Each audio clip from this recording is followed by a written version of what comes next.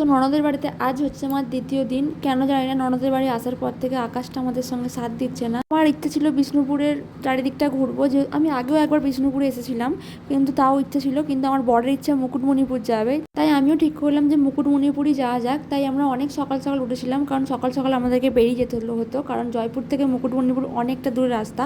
কিন্তু ভোর থেকেই এখানে এত ঝোড়ো হাওয়া দিচ্ছে আর বৃষ্টি পড়ছে টিপটিপ করে, যেহেতু আমার ছোটো বাচ্চা যেত সেই জন্য বেরোবার সাহস পাচ্ছিলাম না।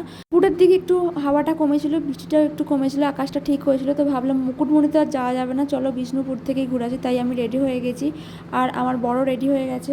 আর আমার সাথে নিয়ে যাচ্ছিলাম আমার ননদিনীকে, ও যেতে চাইছিল না, কিন্তু ওকে জোর করে নিয়ে যাচ্ছিলাম।